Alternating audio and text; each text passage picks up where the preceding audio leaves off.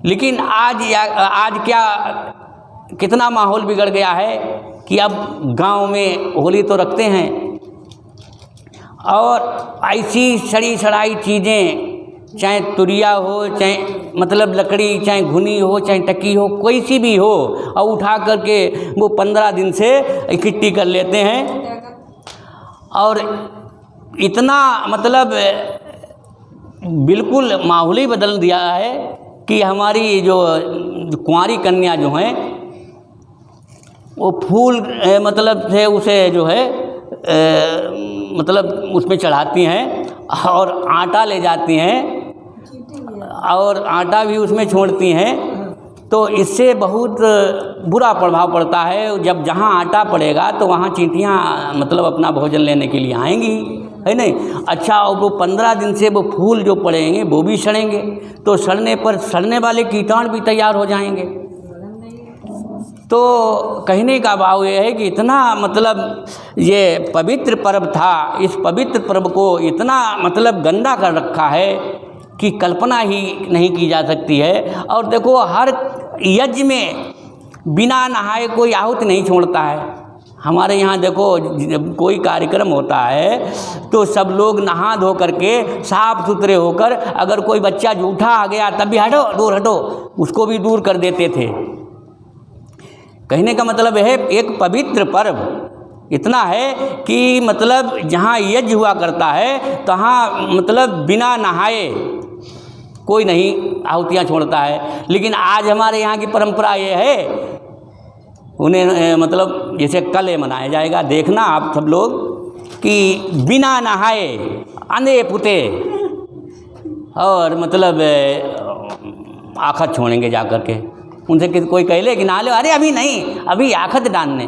तो कहने का भाव ये है कि उसको तो ऐसा आखत डाल करके नहाएंगे।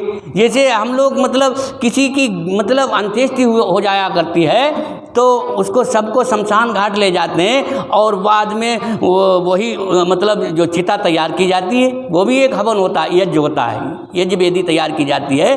तो उसमें सबको रख करके वेद मंत्रों द्वारा उसकी अंत्येष्टि होती है। तब भी वहाँ भी मतलब जो है वहाँ से जब लौटते हैं तो मतलब घर सब लोग आते हैं तो नहा धो करके आते हैं, क्योंकि उस मुर्दा को हम जला के आए हैं। तो ऐसा मतलब महसूस होता है कि होली क्या मतलब ये एक मुर्दा है। मतलब इतना पवित्र पर्व को हमने इतना बिगाड़ रखा है कि उसे हम बिना नहा धो करके कितने भी मतलब गंदे संदे हो करके अपने जानवरों को नहवा करके नहवा लेते हैं, लेकिन अपना हम बिना नहाए धोए हो करके और वहाँ आखत डालते हैं और शराब पी करके। तो देखो, हमें चाहिए कि हम सब लोगों ने आज अपने आर्य समाज के यज्ञशाला में विधिवत यज्ञ किया है। इसी प्रकार से हम सब लोगों को ये संदेशा भेजें कि होली का पर्व किस प्रकार से मनाया जाता है, इस प्रकार से सब लोग मनाएं।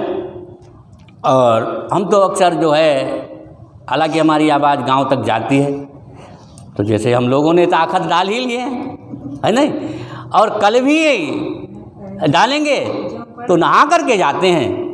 भले चाहे दोबारा नहाना पड़े, लोग रंगबाजी मतलब चलाई तो देते हैं, अच्छे साफ़ सुथरे वस्त्र तो नहीं पहन के जाएंगे, लेकिन जब जब हम जाते हैं आकर डालने तो नहा कर जाते हैं वहाँ भी, क्योंकि ये हमारा जो है वैदिक पर्व है, प्राचीन काल से। ये नहीं कि जो कुछ लोगों की धारणा ये है कि हिरण्यकश्यप की मतलब जो बहन है होलिका, उससे ये पर्व चला है, ये नहीं चला है भाई। यही मतलब है कि लोग कहते हैं कि वो प्रहलाद की जो है वो बुआ, हिरण्यकश्यप की बहन होलिका जो प्रहलाद की बुआ थी, तो हिरण्यकश्यप जो है प्रहलाद को मार डालना चाहता था, तो उसने सोचा कि इस मतलब आग में जो है होलिका को ऐसे एक वस्त्र होता है जिसमें आग टच नहीं करती है, वो जलता नहीं है, तो उसे उड़ा करके और वो बहन बैठ जाएगी होलिका, और होलिका जलेगी नहीं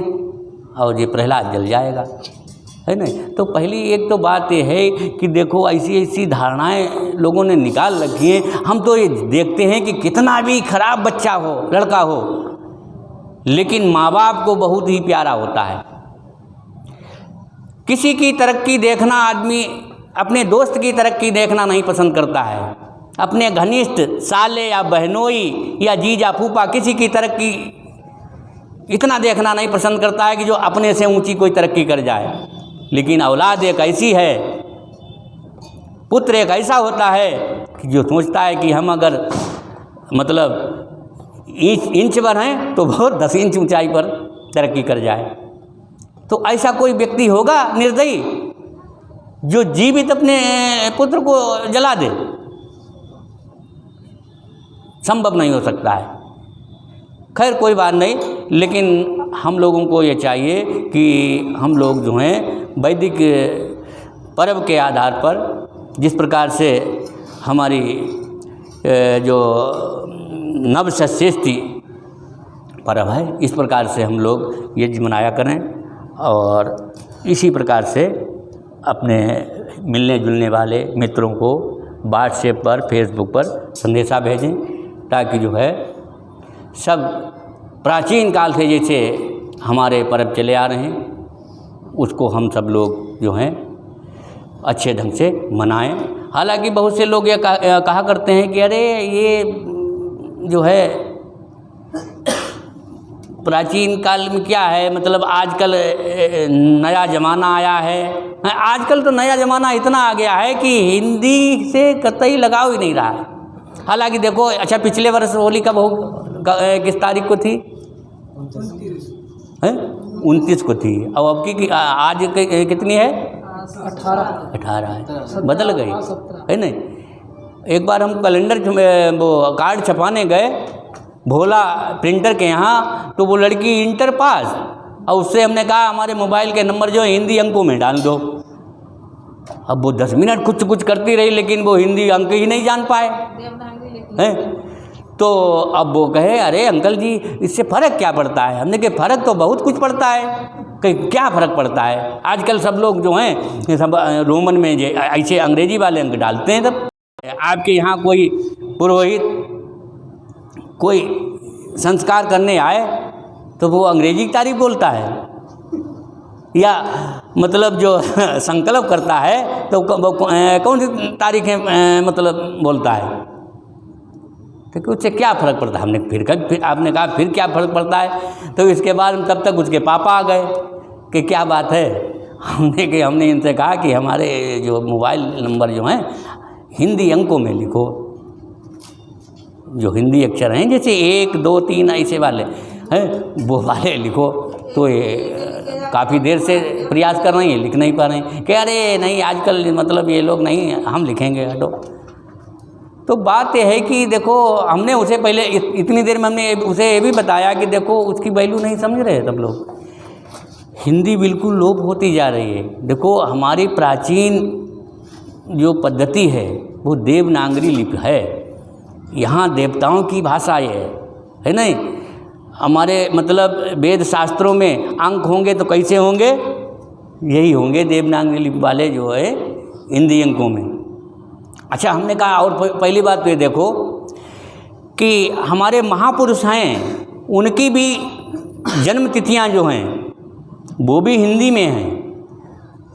आज लोग जन्म तिथि मनाते हैं और कहते बर्थडे मनाते हैं, तो वो अंग्रेजी तिथियां का ढूंढते हैं। अगर 10 तारीख को किसी का जन्म हुआ वो 10 ही को मनाएगा, है नहीं। हमने कि ये भी बहुत भारी गलती करते हैं। हमारे महापुरुष जितने हुए उनकी तिथियां मतलब हिंदी भारतीय संस्कृत के आधार पर, मतलब भारतीय जो मतलब पंचांग है उसके आधार पर रखी गई हैं। हमने कहा देखो राम का जन्म कब हुआ था, कोई तारीख बताओ, कोई डेट निश्चित बताओ।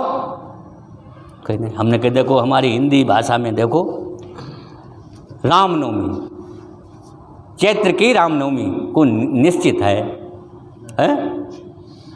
अच्छा और श्री कृष्ण महापुरुष हुए, श्री कृष्ण को ले लो, उनकी कोई अंग्रेजी कोई तारीख और महीना है? नहीं। हमने कहा कोई किसी कहीं मतलब अक्टूबर में हुए, कहीं मालूम हुआ सितंबर में हुए, लेकिन भादों की अष्टमी निश्चित है, हैं? आगे पीछे नहीं बन जाएगी। हाँ, तो हमने कहा ये निश्चित है, हैं? शिवरात्रि, ये बड़े बड़े महापुरुष हुए, उनकी तिथियां हमारी निश्चित हैं, एक भी दिन आगे पीछे नहीं है। और अंग्रेजी वाले गड़बड़। अच्छा, उसके बावजूद हमारे पर्व ले लो, होली का पर्व जो है फाल्गुन की पूर्णिमा को मनाते हैं, तारीख कोई भी पड़े, तारीख से लेना देना नहीं। इसी प्रकार से रक्षाबंधन श्रावण की पूर्णिमा को मनाया जाता है, तारीख से कोई लेना देना नहीं है। इसी प्रकार से दशहरा कुमार के दशमी को मनाया जाता है, दीपावली कार्तिक की अमावस्या को मनाया जाता है। हमने कि देखो हमारे जी बहुत प्रसिद्ध पर्व हैं, भारतीय रहने वाले भारतीय नागरिकों को इनकी मतलब गरिमा बढ़ानी चाहिए नहीं। आप कह रही हैं कि मतलब इससे क्या फ़र्क पड़ता है? हमने कि फ़र्क तो बहुत कुछ पड़ता है। हाँ, तो हमें चाहिए कि हम, हाँ, तो हम तो मतलब देखो हमारे जो चंद्रभान के लड़के का जन्म हुआ था रामनवमी को, हालांकि डेट थी 13 अप्रैल थी, तो हमने कहा देखो अप्रैल से हमें लेना देना नहीं, रामनवमी को। इसी प्रकार से ब्रजभान के लड़के का जन्म हुआ था सावन की नाग पंचमी को, और हालांकि अंग्रेजी डेट थी 4, तो हमने की तारीख से कोई लेना देना नहीं, घर की यही परंपरा रहेगी। हमारे महापुरुष जब मतलब हिंदी तिथियों में मनाते चले आ रहे हैं, हम उसे मतलब इस प्रकार से अंग्रेजी तारीख हम निश्चित करें, क्यों करें? तो हमें चाहिए कि हम अपने बालकों का अगर जन्मदिन मनाएं तो किसी दिन मतलब हिंदी तिथि तो कोई न कोई होगी, उस ही दिन पर निर्धारित करें, ताकि हमारे भारतीय संस्कृति की गरिमा बनी रहे। अब हम अधिक ना बोल करके इसी पर विराम लगाते हैं। ओम शम।